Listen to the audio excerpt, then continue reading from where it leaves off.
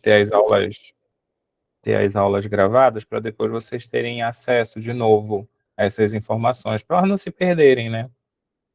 E mesmo tendo já assistido várias vezes aulas parecidas, querendo ou não, aqui a gente fala muita coisa nova. E a cada aula de vocês eu aprendo uma coisinha nova, e olha que eu já assisti várias vezes essas aulas. Vocês acabam sempre trazendo novas informações e deixando as aulas mais organizadas, mais fáceis de entender. Então vamos lá. Hoje é a aula do Iris. O Iris vai falar sobre ultrassom cervical, né, Iris? Boa noite, isso mesmo. Fica à vontade. Uma boa noite a todos.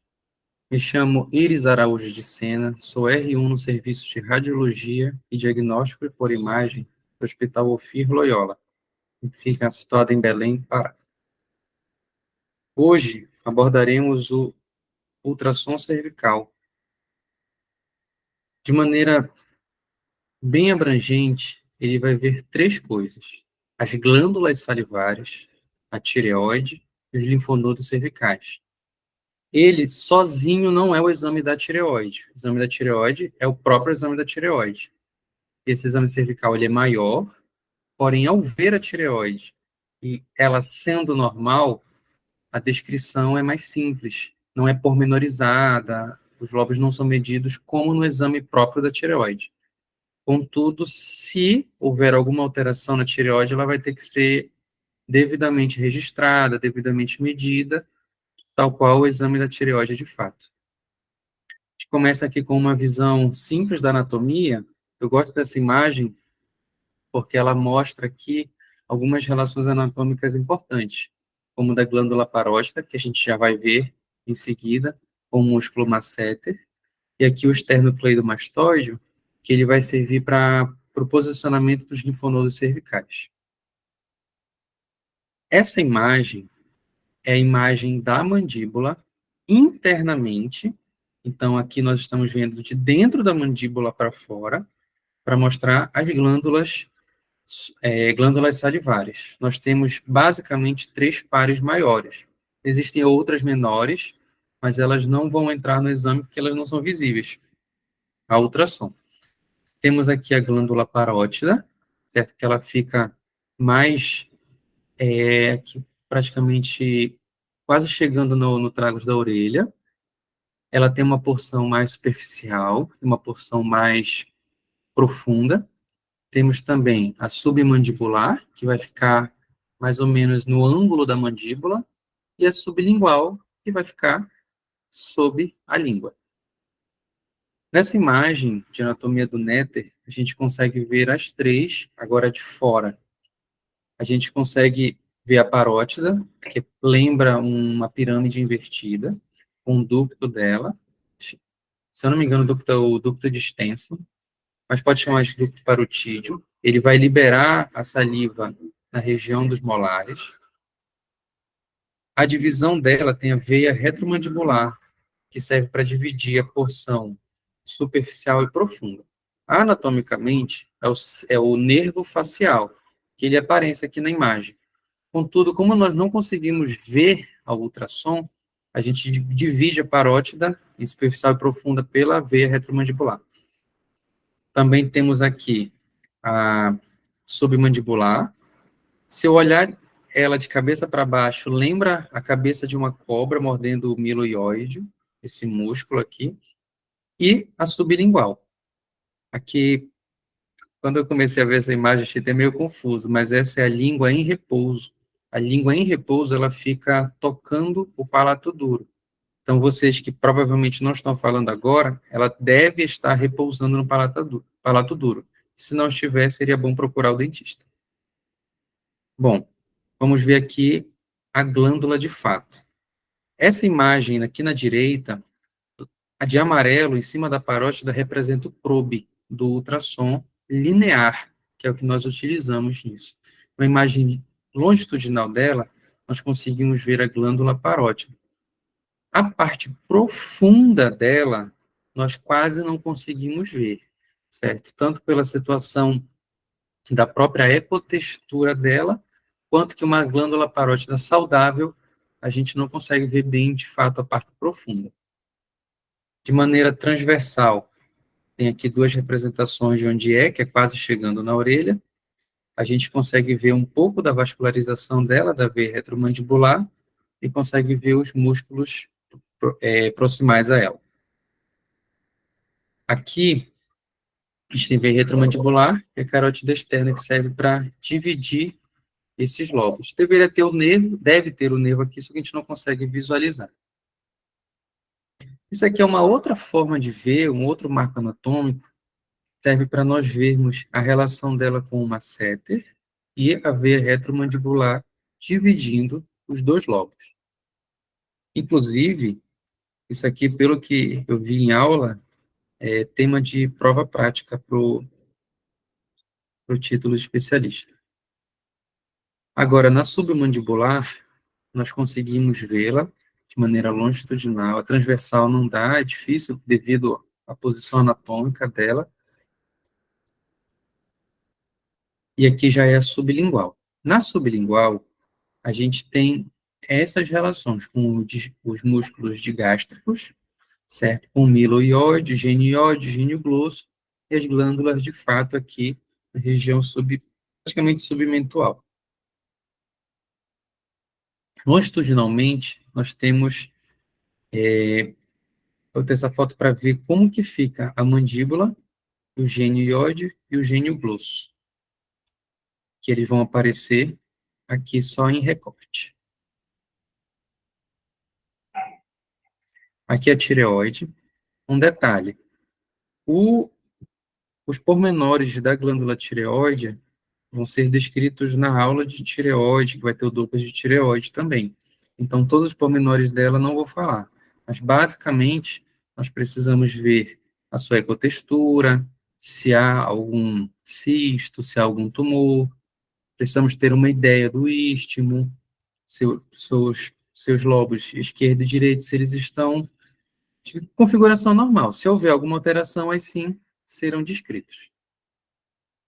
Já de maneira sucinta, a gente pode resumir que precisamos basicamente de 6 fotos do lado do ultrassom de cervical normal.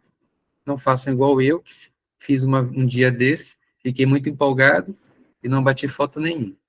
Tive que pedir para a paciente voltar. Mas, para não acontecer de novo, só bater essas 6 fotos e vai dar tudo certo. Existem algumas patologias mais comuns que podemos ver e podemos ser chamados a examinar com ultrassom. Algumas são mais comuns em homens, outras em mulheres, outra na população pediátrica. Celulitise, por exemplo, é mais comum na população masculina. Nós vemos aqui ao ultrassom uma glândula aumentada, a coloração dela é heterogênea, o ducto dela está ectasiado a montante, ou seja, nós temos aqui a região do ducto normal, tem aqui o cálculo, e depois ela fica aumentada, sendo que o cálculo ele faz uma sombra acústica. Tem uma foto montada aqui praticamente panorâmica, que a gente consegue ver o cálculo e a dilatação do ducto a montante. À direita do monitor, também se repete, glândula parótida, cálculo e o ducto salivar dilatado. Outra patologia bastante comum é a cialoadenite.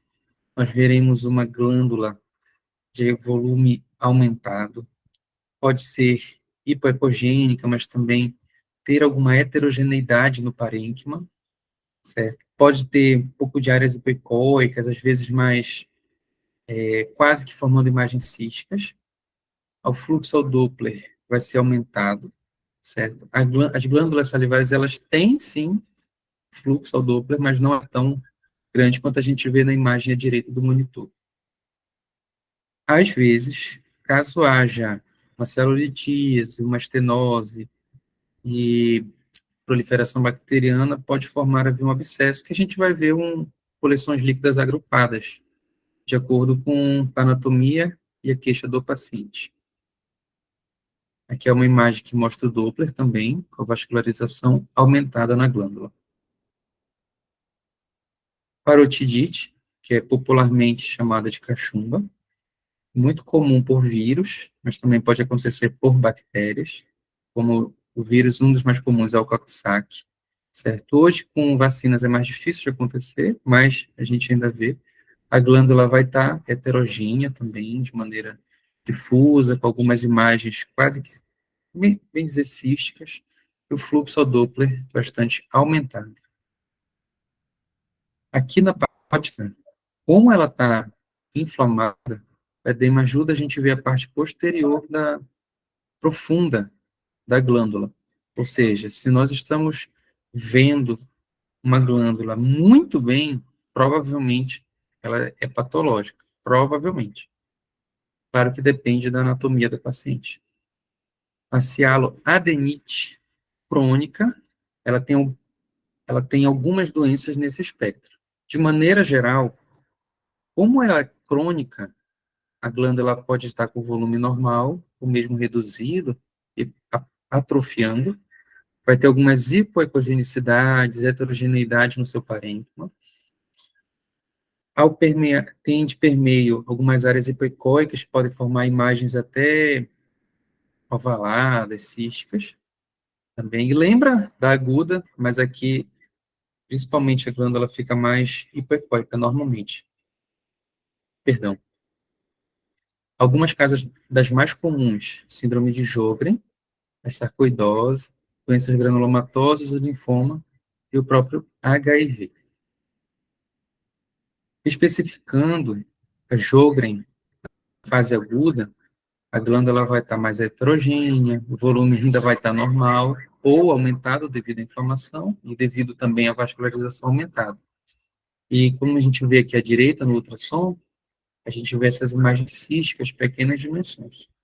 Essa fase crônica, ela já vai estar mais lobulada, irregular, heterogênea, e vão ter algumas traves de permeio como de fibrose, certo? Parece processo cicatricial. E lembrar que nessa população, o risco aumentado de linfoma.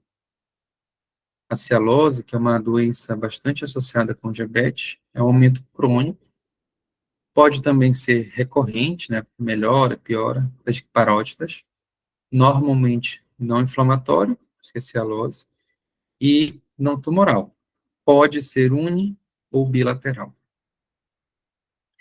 Na parte das neoplasias, tem duas neoplasias que nós vamos ver que podem ocorrer mais no consultório, principalmente no nosso serviço, como adenoma pleomórfico, também chamado de tumor misto, certo? Que ele tem essas lobulações, normalmente ele é um tumor solitário, normalmente unilateral, normalmente hiperecóico, certo? E vai ter um reforço acústico posterior. Em alguns casos, pode ter calcificação dentro dele. A vascularização normalmente é pobre ou mesmo ausente. Por que que eu frisei bastante? Pode? Porque essas patologias, elas têm modos mais comuns de aparecer, mas não necessariamente serão sempre do mesmo jeito. Ou seja, se eu ver uma imagem solitária, unilateral, hipoecóica, lobulado, eu não posso dizer necessariamente que isso é um adenoma pleomórfico. Isso a gente vai deixar reservado para biópsia e para o histopatológico. Cabe a gente descrever a lesão, pode até botar uma hipótese diagnóstica dentre várias, mas não afirmar isso em um laudo. Temos uma imagem cística, certo? Desculpa, arredondada, pouco vascularizada. A gente vai ver umas imagens de linfonodo, vocês vão ver que lembra, em alguns casos até, um próprio linfonodo aumentado, suspeito. Outro tumor que nós podemos ver é o tumor de Wart, também chamado de adenolifoma. Ele também é ovalado, também tem áreas hipoecóicas. Todavia, suas margens já são mais definidas, tem áreas císticas de permeio, entendeu? Normalmente, ele é mais vascularizado do que o tumor passado, o fibroadenoma. Pode ser quase totalmente cístico e normalmente não tem calcificação dentro dele, diferente do que nós vimos agora. a imagem aqui mostrando que ele é bem vascularizado ao Doppler e as imagens císticas de permeio. As lesões císticas, propriamente ditas, elas são raras, mas tem algumas características clássicas que nós podemos ver e que a gente vai pormenorizar. Por exemplo, o cisto do ducto tireoglosso. Tem umas imagens da clínica aqui. Normalmente eles são medianos, na linha média, ou mais, normalmente até paramediano. Normalmente diagnosticado na infância, ali cerca de antes dos 10 anos. Tem uma associação com tireoide ectópica, lá no processo de formação embrionária. Normalmente ela está sob o ióide, ou algumas vezes na região do ióide, e dificilmente acima do ióide. De todas, vai ser o cisto congênito mais comum de acontecer na população, como um todo.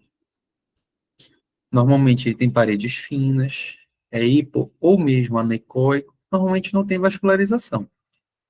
Porém, se ele estiver infectado, ele vai ficar com paredes espessadas, a vascularização aumentada e doloroso, que é justamente a evidência de inflamação. Nessa imagem, a gente tem aqui à esquerda cranial e caudal, o ióide, de maneira vista transversal do ióide, e essa imagem ela é melhor vista se a gente girá-la. A gente está vendo agora o pescoço, certo, de lado, como uma pessoa em ortostase, e aqui a lesão cística. Outro cisto muito comum, dentre os cistos, né, que são todos raros, é o cisto de fenda braquial, normalmente associado com a segunda fenda braquial, tendo uma dilatação, ficou remanescente lá no processo embrionário também, que a imagem da tomografia é mais para elucidar, certo? Mas a gente vai ver do ultrassom. Também a gente costuma diagnosticar ali a partir dos 10 anos, mas até em pessoas com mais idade podem ser diagnosticadas, normalmente depois de infecção ou alguns traumas. Normalmente fica abaixo do ângulo da mandíbula e anterior à margem do esternocleidomastoide. Nessa imagem, nós conseguimos ver que não tem vascularização ao Doppler. Dentro dele, pode também ter resto de sangue, certo? Pode formar essas regiões aí de coágulo sanguíneo. A rânula, ela também é rara, normalmente benigna, e pode ser adquirida. Como? Pode formar um cisto de retenção do conteúdo da glândula, normalmente da sublingual, ou de outras glândulas salivares menores. Tem a simples e a mergulhante.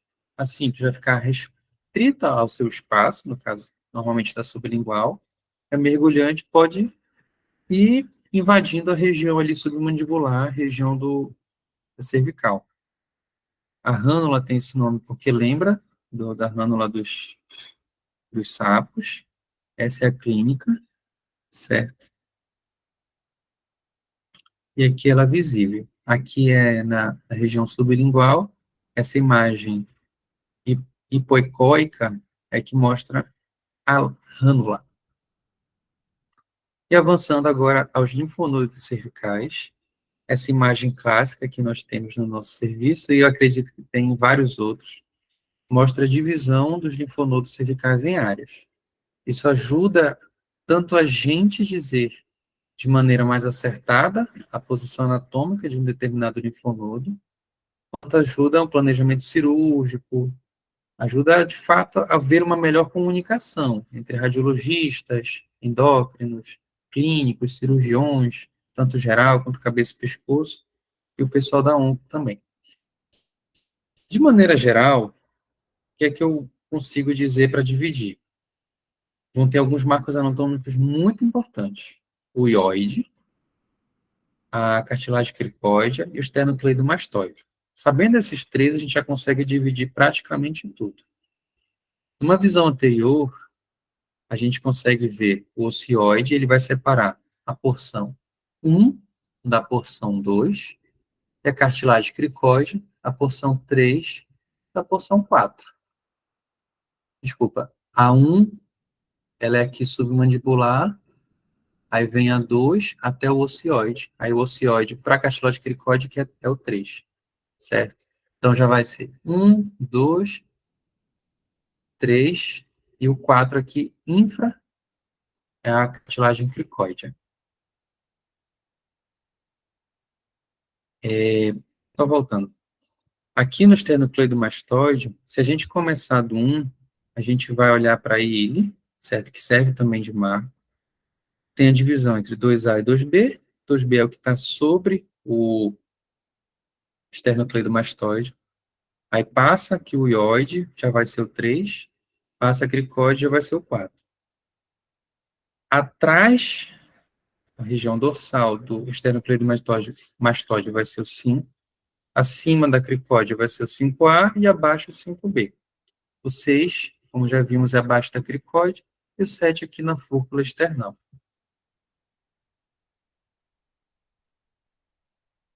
Quanto aos linfonodos, é importante ressaltar que nós temos ali cerca de 300 ou mais linfonodos, em uma pessoa perfeitamente saudável.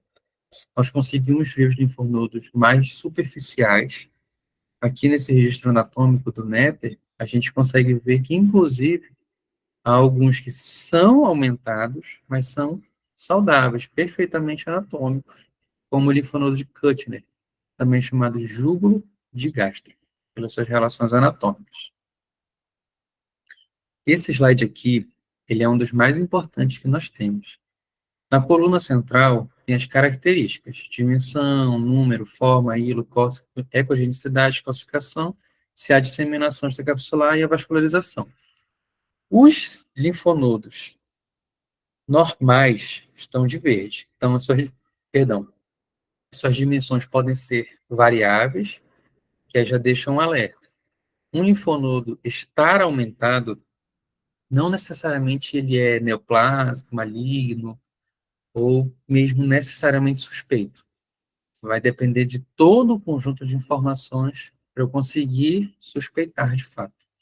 O número deles também é variável, mas quando a gente vai vendo, se eu tiver um número aumentado de linfonodo, principalmente em uma determinada área, a gente já fica mais, em termo popular, com a pulga atrás da orelha. A forma, normalmente, são alongados. Se eles estão arredondados, muita gente chama de formato de uma jabuticaba, aí já fica mais suspeito. O hilo, ele precisa estar presente, pode ter ali até um formato fusiforme, mas ele precisa estar presente. Agora, se ele tiver filiforme e ausente, já fica suspeito. O córtex, a região mais externa, precisa ser simétrica. A simetria, isoladamente, não é garantia de benignidade, mas ela é um ótimo fator de segurança. Se ele tiver assimétrico, aí com certeza já se torna suspeito. Normalmente ele é hipoecóico. Agora, se ele tiver hipoecóico demais, ou então com reforço posterior, já vira suspeito. Ele não tem calcificações, mas quando se torna ali suspeito, pode ter algumas. Não há disseminação extracapsular, obviamente, e no suspeito já pode haver. E a vascularização, ele é, no geral, a valorização mais hilar. Não tem muita vascularização. A gente já vai ver algumas fotos, quanto que o suspeito já vai ser tortuoso, vasos aberrantes, assimétrico, periférica, onde não deveria ter vasos. Então, por exemplo, à esquerda na tela, o linfonodo mais alongado, certo? Características benignas, enquanto que esse lembra popularmente uma jabuticaba. Se bem que aqui no Pará podia chamar de açaí, né? Caroço de açaí grande. Aqui, à esquerda, o linfonodo reacional, ele é de maneira mais simétrica, ele tem um hilo, e o fluxo, ele é mais hilar, ou seja, ele é normal. Esse da esquerda, ele é aumentado, ele é reacional justamente pela própria fisiologia do linfonodo. Pode ser chamado, de certa maneira, como um filtro da corrente sanguínea. Então, se ele tiver em contato com um vírus, uma bactéria, algum patógeno, ele vai crescer, vai combater ali aquele patógeno e depois ele volta ao seu tamanho normal, na grande maioria dos casos.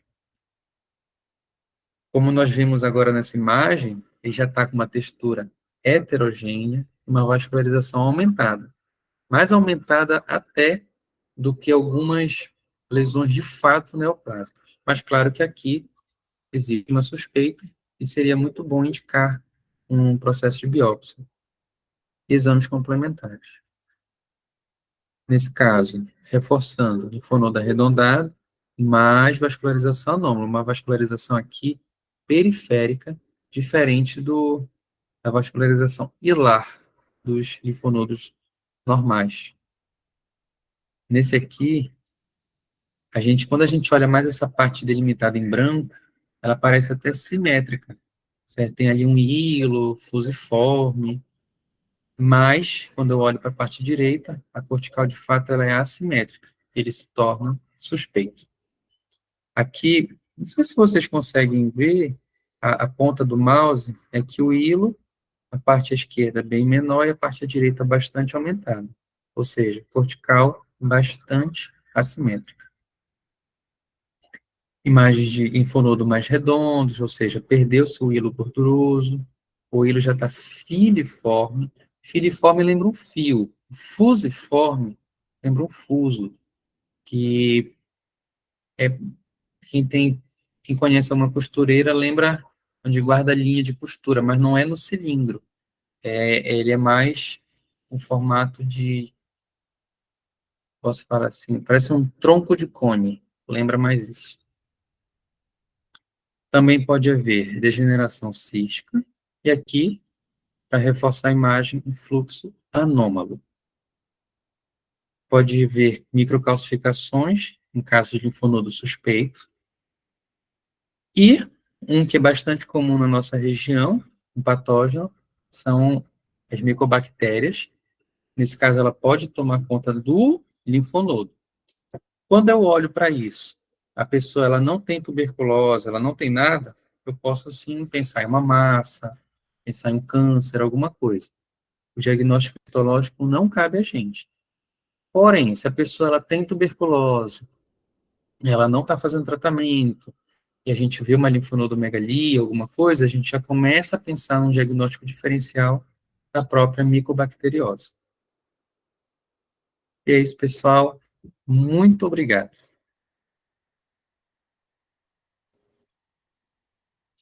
Parabéns, Iris. Muito bacana a apresentação.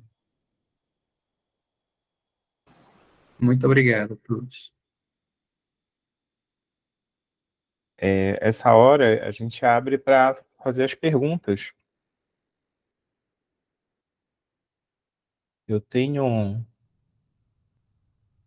eu tenho uma imagem aqui em 3D. Deixa eu ver se eu compartilho ela na janela. Aqui.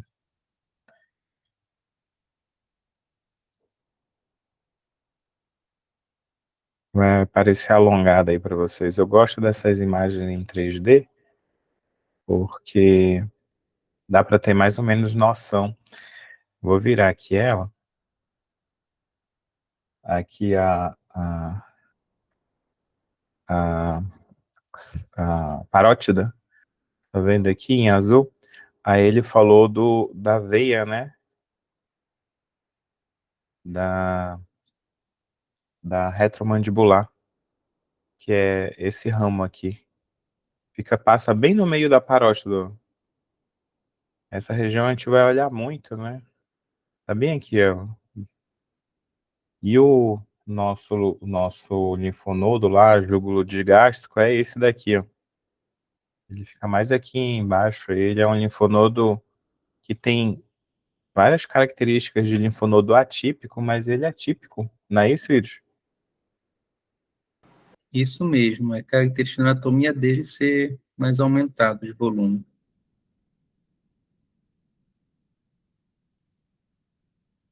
É isso aí. Outro dia, eu acho que o Alexandre está aqui. Ele viu Eu acho que foi um cisto de fenda branquial ou um cisto tireoglosso lá no Filoiola. Até mostrou para os residentes. Assim, quando os residentes estão acompanhando lá, de vez em quando aparecem esses tumores, né? Adenoma pleomórfico. O último agora foi um que tava mais suspeito para tumor de Vart. Acho que era até a Stephanie que tava lá, se eu não me engano.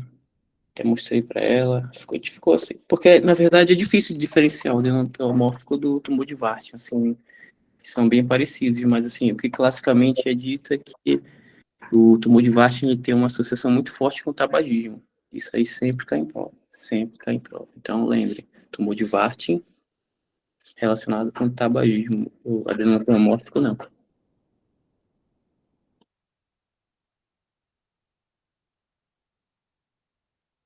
O cisto do tireoglosso, tem um tempinho que não aparece, mas vira e mexe, tá tendo lá. Inclusive, o adenoma pleomórfico foi uma imagem que eu tinha colocado para a prova dos residentes, acho que dos R2, que são agora. Colocado para prova. Mas já Tinha aconteceu a aparecido. prova ou ainda vai acontecer? Não, já aconteceu aquela que o doutor Bruno pediu pra Ah, o doutor gente. Bruno pediu, né? Foi, aí tinha mandado do adenoma pleomórfico que tinha aparecido lá. Exatamente esse. Olha aí, as aulas já vão servir para alguma coisa, se pedirem. Acho que dá para a gente continuar a nossa discussão. Então, eu vou fechar aqui, agradecer o Iris pela excelente aula de ultrassom cervical. É uma aula muito importante para a gente ter, porque com frequência a gente vai fazer tanto no nosso serviço quanto no dia a dia.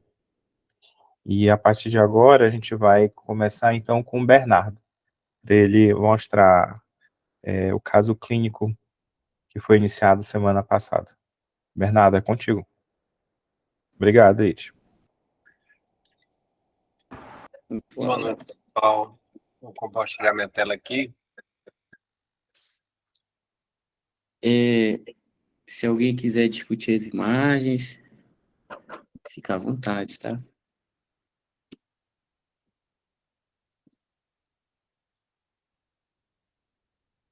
Opa. Tá aparecendo? Tá. Tá, Tá sim. beleza. O doutor Alexandre iniciou esse caso, eu vou dar continuidade. Eu sou o Bernardo, R3 de Radiologia do UFI, e vamos começar. Uma história clínica bem resumida, masculino, 55 anos, internado. Ele vem apresentando dor e distensão abdominal, bem resumido, bem direto. Se vocês quiserem perguntar, pode parar no meio, a gente vai discutindo. Aqui ele apresenta esse raio-x. Alguém quer dar uma descrição, pode ser R1, principalmente R1, do que vê. Não precisa ser descrição completa, mas o básico do básico.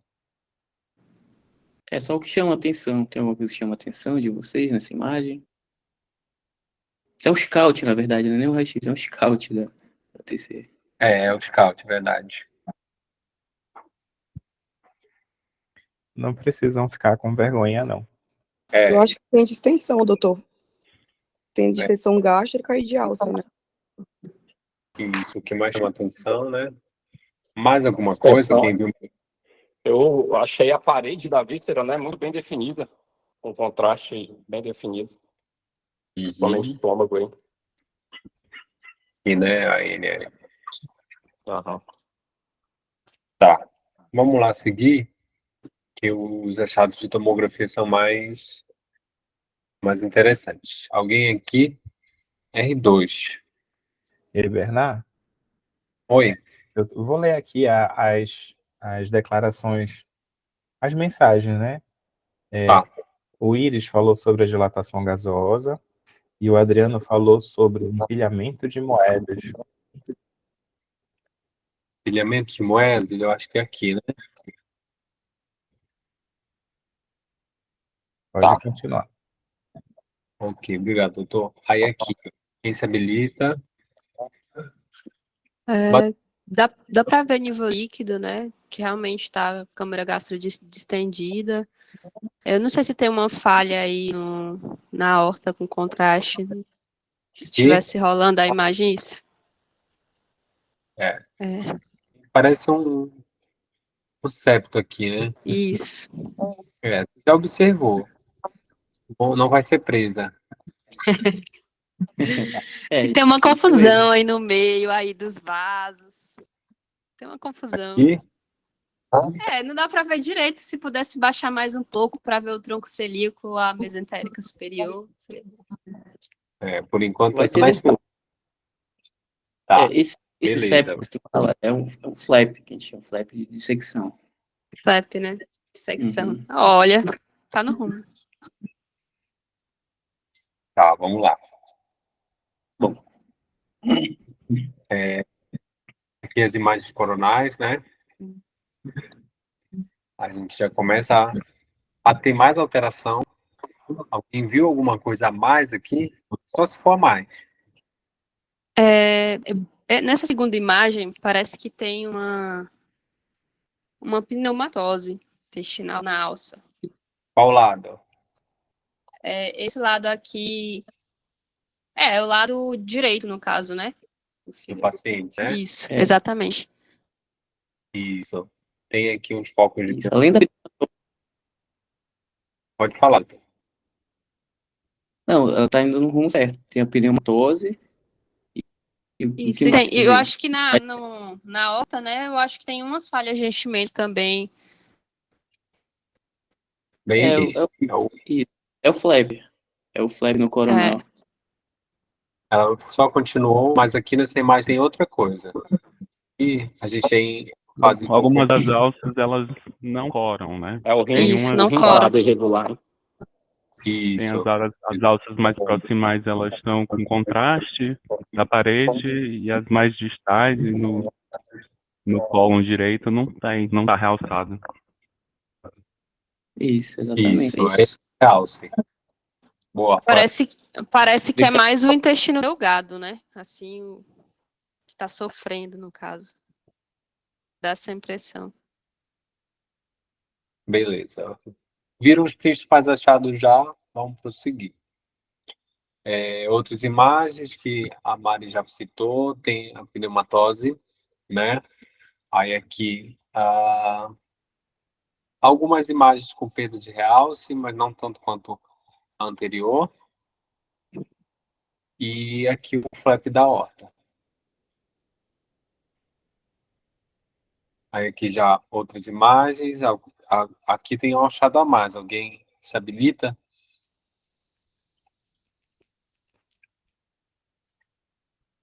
Tem falha de enchimento Da mesentérica superior. superior. Da mesentérica mesmo. Tronco celíaco bonitinho. Só. Beleza. O principal achado, vocês já estão direcionando. Alguém consegue dar um diagnóstico diferencial, uma mais provável? Isquemia da mesentérica superior. Isso. Acertou. Basicamente, isquemia intestinal por conta da trombose da artéria mesentérica superior. Tá? Aí eu vou fazer uma breve explicação. Ei, Bernardo, né? Pode falar. antes de continuar, eu tô vendo aqui que o Iris falou algumas coisas também, e os cistos renais que apareceram lá. Eu sei que não está diretamente relacionado ao caso, mas tem, falou, né? mas tem. E esse Tem, com sinal de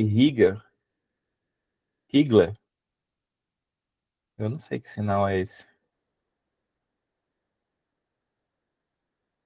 Sinal de Higler, se eu não me engano, é justamente da pneumatose. O ar ele fica tanto dentro da alça quanto fora, e ele consegue delimitar bem a...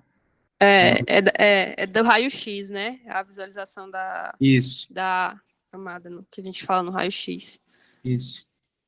Bom, já... Do Scott. E dá para ver mesmo, né? Agora, depois de colar. Aqui, ó. É aí mesmo. Exatamente. No próprio Scout a gente Bem nessa- consegue ver a pneumatose do cólon direito. Isso. Beleza. E além disso, só voltar lá na imagem da trombose, vocês percebem que tem nessa imagem da esquerda, aqui no corte axial, tem o flap de secção que ele se insinua para dentro da artéria mesentérica superior e com o trombo adjacente. A gente lembra que assim, esse flap ele não é fixo, ele vai e volta, ele mexe, ele fica batendo conforme o fluxo sanguíneo.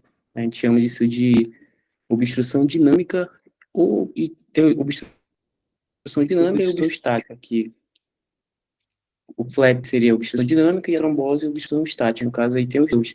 Que por acaso, quando estava na JBR, teve um palestrante lá que apresentou um caso parecido, e eu até tirei uma fotinha, depois eu mostro para vocês. Mas lembre dessa imagem e desse flap de secção com a trombose. Pode continuar, Bernardo. Valeu, doutor. Aí, como expliquei, né? Isquemia intestinal por oclusão da mesentérica superior é a principal causa, né, de isquemia intestinal. Pode ser por um êmbolo ou um trombo, e varia em 60% a 80% dos casos, mas ela também pode ser uma isquemia por oclusão mesentérica venosa, é a segunda menos comum, obstrução intestinal e até uma hipoperfusão por alguma doença vascular não oclusiva, uma vasculite, por exemplo, tá? Essa doença vascular não oclusiva, às vezes são aqueles pacientes internados que estão usando nora, estão usando várias medicações que eles ficam hipotensos e não tem fluxo sanguíneo suficiente para poder irrigar essa região. Para perfundir. Isso. A causa embólica, né, é a principal cardíaca, pacientes às vezes com fibrilação arterial, na maioria das vezes, né, mas também a aterosclerose, com o desenvolvimento de placas, né, e às vezes as placas podem soltar, criar êmbolos, mas a principal mesmo é causa embólica. E pela aterosclerose, no caso eu falei do êmbolo, mas se relaciona com algumas estenoses. O desenvolvimento da isquemia intestinal ocorre o evento oclusivo, que vai promover necrose das alças intestinais. Essa necrose ela pode evoluir para uma perfuração, vai haver o extravasamento de conteúdo para a cavidade abdominal, decorrendo peritonite, e esse paciente pode até evoluir para a morte. O paciente pode apresentar uma irritação peritoneal, às vezes não muito bem identificada, geralmente já decorre uma distensão bem importante, como foi o caso do paciente desse caso clínico, e também pode ter peritonite generalizada quando esse quadro se evolui, já se mostra bem avançado. Ela tem uma alta taxa de mortalidade, tá? E geralmente pode ser identificada com ultrassom com Doppler, tomografia computadorizada com contraste e a angiografia se mostrando o padrão ouro. No ultrassom com Doppler, basicamente, é a identificação da artéria mesentérica. Não é muito simples, tá? Mas eu vi que ele cita. Não é muito simples essa identificação, mas é possível. Na tomografia computadorizada com contraste, a gente já vai vendo aquelas características que vocês citaram, que a gente viu, e a angiografia, muitas das vezes, o padrão ouro, já juntamente com o método diagnóstico e terapêutico, em alguns casos. Aí, falando mais aqui dos achados tomográficos, que são mais interessantes, os que a gente mostrou, espessamento parietal circunferencial e simétrico, e esses achados vão variar de acordo com a evolução do quadro. A gente vai ver imagens mais na frente dessas alterações. Vai ter um alargamento das pregas intestinais, perda do realce das paredes, sinal do duplo halo, que a gente observa uma diferença de atenuação das paredes do intestino na tomografia. No exame contrastado, pode-se caracterizar um trombo ou êmbolo, geralmente pela falha de enchimento. E quando aquela alça já infartou, já ocorreu a necrose, já se avança para isquemia, ela vai se apresentar dilatada, com a parede bem fina, e não mais vai apresentar o realce ao meio de contraste. Também apresenta pneumatose intestinal, como a gente viu, o aeroportograma, que é quando o gás ele entra na circulação e acaba indo para outras circulações, a circulação porta, né? E a gente vai ver as imagens. E a depender do local, da localização desse acometimento, líquido livre, densificação da gordura adjacente. Como eu falei aqui, o espessamento parietal simétrico, ó, a gente vê praticamente todo o segmento da alça espessada, aqui também desse lado. A gente costuma ver, às vezes, espessamento parietal por neoplasia lá no FIR, né? Mas algumas vezes ele é irregular e assimétrico, que é uma diferença. A perda do realce, o meio de contraste, então aqui a alça está contrastando, tá? E aqui já com a isquemia ela não tem esse realce mais característico. Essas alças todas estão com perda do realce. Aqui parece ter ainda, tá? A falha de enchimento propriamente, né? Aqui do nosso caso, e aqui no corte axial, a falha de enchimento bem aqui, e o contraste passando um pouquinho ao redor. O infarto em si, né, que é a isquemia, necrose da alça com o afilamento da parede e a perda do realce. Aqui, bem fininha a parede do intestino já. Aqui também. Bem delgada. A pneumatose intestinal, que são os gases adjacentes, até mesmo dentro das alças. Aqui, esse é uma imagem corte coronal em janela de pulmão, que é para facilitar a identificação desses gases. Ó. Já tem gases dentro dos... Dos vasos, né? Cólicos aí. Exatamente. Aqui, ó, tudo aqui, que facilita, essa janela facilita bem a visualização do ar. E o aeroportograma, aqui quando os gases já entram na circulação, vão para a circulação porta, ó, aparece aqui, aqui também. Aqui são outros nódulos de outra doença do paciente, tá? O aeroportograma ele mostra aqui. São outros nódulos aqui.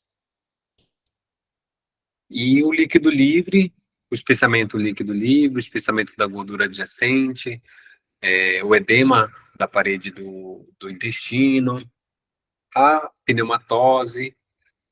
Isso aqui é um achado já bem exuberante, com várias características. Basicamente esses achados, as referências que eu usei, e é isso. Obrigado, pessoal.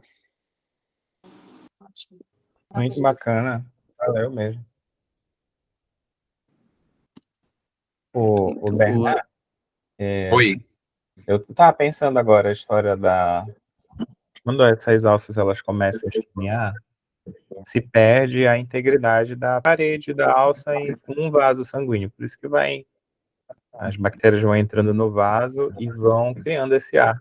Se a gente se preocupa com a bactéria na ponta de um catéter, imagine tudo isso de bactéria entrando nesses vasos. Então, a chance de morrer desses pacientes chega até 90% mais. E eu acho que no nosso país não existe transplante de alça intestinal. Uma vez morta essa alça intestinal, o paciente pode estar fadado à morte, né? Assim, esse caso eu quis colocar porque, assim, isquemia intestinal é uma doença, assim, que ela é potencialmente grave, né? Que pode levar à morte em pouco tempo do paciente. Então, é muito importante vocês, como residentes, já conseguir identificar esses sinais de isquemia, certo? Pneumatose intestinal nem sempre vai ser por isquemia, né? Às vezes temos causas benignas de pneumatose, mas tu vai diferenciar pelos achados clínicos, laboratoriais e esses achados, todos os outros achados que eu falo da isquemia. Mas às vezes tu pode ver pneumatose sem necessariamente ter isquemia, tá? E Alexandre, Certo, Oi. doutor. o Bernard falou sobre aeroportograma. Tem como a Sim. gente diferenciar a questão do aeroportograma da aerobilia? A aerobilia, ela tende a ser mais central. Os gases ficam mais centralizados ali, quando olha para o fígado. E o aeroportograma não, eles são mais periféricos. Mostrou E assim, certinho lá. quando tem aerobilia é porque, assim, teve alguma coisa, algum procedimento, algum tipo de cirurgia, alguma coisa aconteceu para ter gás ali em via biliar. Mas, assim, pela imagem, o aeroportograma é periférico, a aerobilia é central. Perfeito. Outra coisa, você acha que vocês aí na urgência e emergência fazendo ultrassom, vocês iam ver alguma coisa disso? Eu acho que é um diagnóstico muito de tomografia com contraste, Isso, verdade.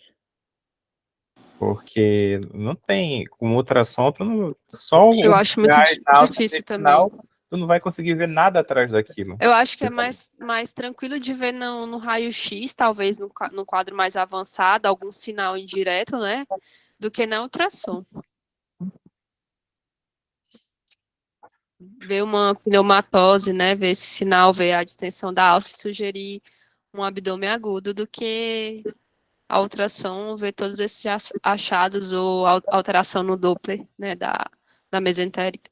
Eu também penso Eu não assim, sei. é um diagnóstico que tem que ser feito rápido e acionado tanto o pessoal da cirurgia geral quanto da vascular, porque no final das contas isso vai cair para eles, né? Sim, sim. Assim, pelo ultrassom é mais difícil. Eu acho que só se já tiver com a desconfiança clínica e já for direto fazendo o Doppler, procurando a mesentérica, alguma coisa nesse sentido. Perfeito. Bernardo, muito obrigado. Foi muito, muito boa a tua apresentação. E isso daí vai ficar gravado para sempre na mente de vocês aí. Muito boas imagens. Obrigado, doutor André. Doutor Alexandre, bem. Vocês não esquecem mais, hein? Não mesmo. E, Alexandre, conseguiste falar com o Thales para iniciar o próximo caso? Sim, na verdade, eu que coloquei aqui, eu que fiz. Beleza, Separei as então imagens. Aí eu vou vamos mostrar iniciar aqui. o próximo caso, aí o Thales já apresenta semana que vem. Tá. Vou compartilhar a tela aqui. Só um instantinho. Oh, gostei muito.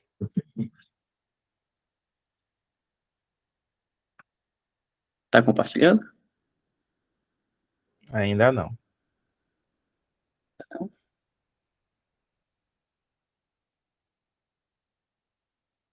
Agora. Tá. Eu só vou mostrar aquela imagem lá da obstrução dinâmica estática, para vocês entenderem. Essa foto foi lá da JPR agora, um caso semelhante. O palestrante colocou essa imagem do flap de secção entrando na artéria, na mesentérica. Vocês conseguem ver aí? Estão vendo? Sim. Então aqui é o flap de secção com trombino, tá vendo? Obstrução dinâmica porque o flap ele fica batendo, ele abre e fecha conforme o fluxo, né? É só isso que eu queria mostrar. Agora, a apresentação é isso aqui. A história clínica, eu fiz o seguinte, fiz um print do próprio prontuário do paciente, para ficar mais completinho. Esse é um caso recente agora, de fevereiro desse ano, tá? O paciente começou a apresentar dificuldade visual, hiperestesia da face, redução de força do membro superior direito. Aí foi levado para emergência. Essa aqui é a avaliação do neurologista, na verdade, tá? Já é uma avaliação do neurologista. Ele faz a avaliação inicial, aí faz o exame físico do paciente, curvação visual, lacrimejamento, assimetria facial. Aí inicia um dia, tem a paralisia facial periférica direita sem outros achados. Aí ele faz uma ATC de crânio, uma ressonância de crânio sem alterações. Porém, mantém o quadro.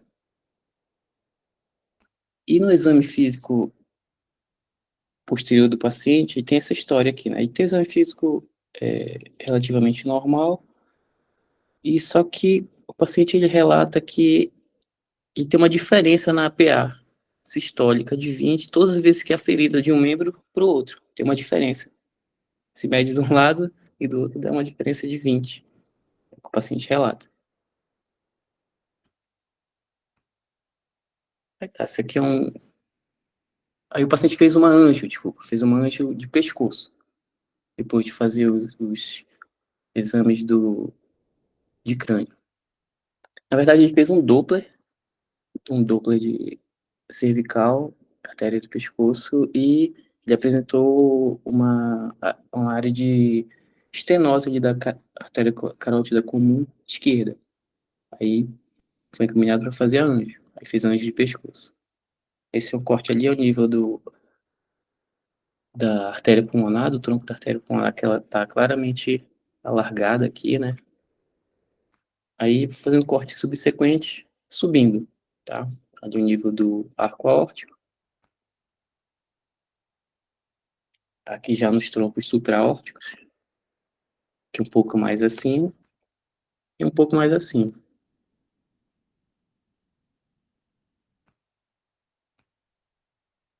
Esse é um corte um pouquinho mais acima, a nível das subclávias aqui, espessado, com mipado. Esse aqui também, mostrando mais o lado esquerdo. Que são cortes mipados também, só que no coronal. E esse corte é um corte sagital, bem a esse nível, mais ou menos, onde eu estou passando a seta. Um coronal nesse nível.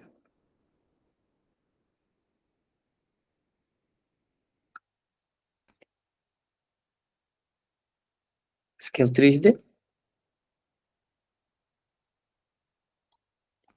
E é isso. Beleza? Tem Doppler da artéria oftálmica? Não. Não, tá bom. Tá bom? Então, assim, Aí. depois eu vou pegar essa apresentação, só até onde está a dúvida, e vou colocar de novo no grupo.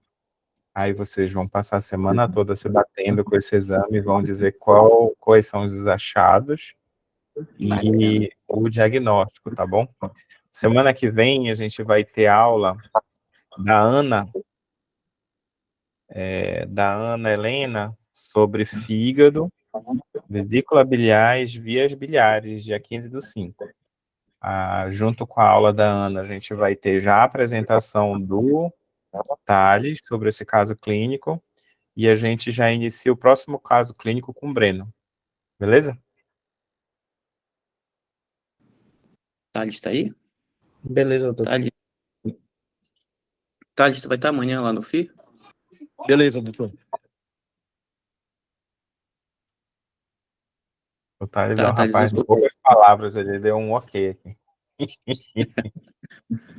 E Thales, eu vou levar o CD com os arquivos da ICON desse paciente, tá? Para te preparar a apresentação. Aí depois Olha, me procura lá. Alexandre, se tu quiseres me dar o arquivo DAICO, eu coloco aqui no Drive deles aqui, do Google Drive, e eles baixam na casa deles, se quiserem. Tá. Na verdade, eu tenho no Google Drive, só que às vezes acho que fica lento. Aí já ia levar pra ele, mas eu te passo então. Aí tu coloca. Tá. Aí eu só faço anexar. Tá. Beleza. Então, gente, muito obrigado. Acho que hoje foi um dia bem produtivo, muito conhecimento, tanto sobre ultrassom como tomografia. Obrigado pela participação. Eu achei que a dinâmica ficou bem melhor assim, pelo menos deu tempo de vocês lerem, estudarem um pouco sobre Ficou o ótimo, ultrassom. doutor. Obriga a gente a estudar também, né? Porque no Legal. final das contas vai ser isso, vocês vão ter que laudar, então é preciso estudar. Se vocês não estudarem agora, quando vocês já estiverem laudando, é a hora que vocês vão estudar e vocês vão perder tempo e dinheiro. Como eu falo para todos vocês, esse preço é cobrado se não estudar agora. Verdade. Valeu, doutor. Boa noite. Valeu, doutor Obrigado, Alexandre. boa noite a todos. Boa noite. Tchau, tchau. Boa noite. Boa noite.